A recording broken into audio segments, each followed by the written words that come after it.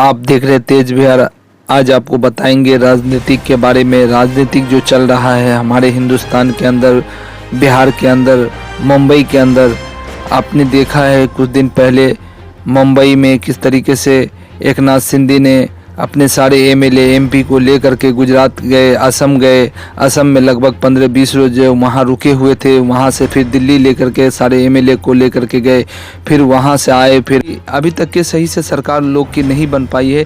और कब इलेक्शन होगा महाराष्ट्र के अंदर किसी को पता नहीं, मगर बहुत जल्द महाराष्ट्र के अंदर इलेक्शन होने वाला है। तो बम्बई में भी जो है कहानियाँ अलग थलग चल रही है। सरकार में जो है शिवसेना, कांग्रेस, एनसीपी, ये तीनों गठबंधन में थे और सरकार बहुत अच्छा चल रही थी। मगर अचानक एकनाथ शिंदे ने सारे एमएलए एमपी को लेकर के गुजरात गए, गुजरात से असम चले गए। असम में कम से कम 15-20 रोज रखे सारे एमएलए को होटल में, और खर्च इतना सारा किया। लोग उस पर आवाज़ उठाने लगे, इतना पैसा लाए कहाँ। बल्कि असम में इतनी भयानक बाढ़ आ चुकी थी, वहाँ लोग मर रहे थे, खाने को तरस रहे थे। बहुत सारी मुद्दा उठी उस समय कि कहीं जो ऐसे सारे लोग मर रहे हैं और कहीं एमएलए के लिए जो इतना करोड़ रुपया खर्च किया जा रहा है। फिर उसके बाद अब अचानक आई बिहार में तब्दीली, और बिहार में देखिए चचा भतीजा फिर से सरकार बनाने जा रही है। जो चचा भटक गए थे फिर से भोला भटका बेचारा आया। आरजेडी अब जेडीयू की सरकार बनने जा रही है बिहार के अंदर। कल शपथ ग्रहण होगा या परसों के डेट में, वो भी आपको हम बताएंगे।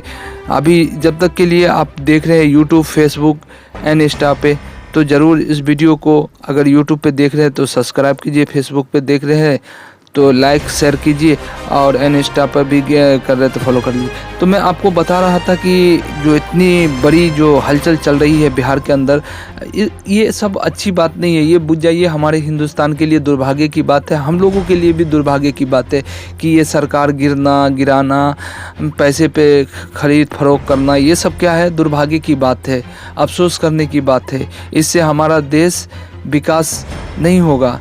विकास उस चीज़ों से होती है जैसे सरकार बोला था 15-15 लाख रुपए आपके खाते में यूं ही चले जाएंगे, काला धन आएगा। तो अगर वो पैसा आ जाते तो विकास होता। विकास ये नहीं कि एमएलए को खरीद करके हम अपनी सरकार बना ले, उसकी सरकार को तोड़ करके वो बना ले, उसकी सरकार तोड़ करके वो बना ले। इससे क्या होता है, हमारा देश कहीं ना कहीं अर्थव्यवस्था जो होता है ना वो चरमरा जाता है, लड़खड़ा जाता है, अर्थव्यवस्था गिरने लगता है। देश का रुपया कितना गिर रहा है और डॉलर कितना बढ़ रहा है।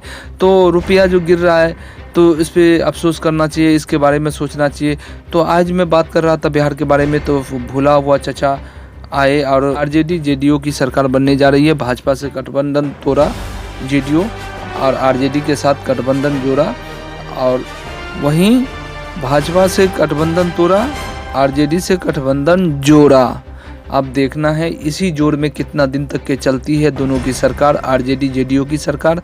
और देखना है तेजस्वी जी और नीतीश जी किस तरीके से चलाते हैं बिहार को अच्छे से चलाए, विकास जो है इसे दुगुनी करे, क्योंकि धीमी से चल रहा था।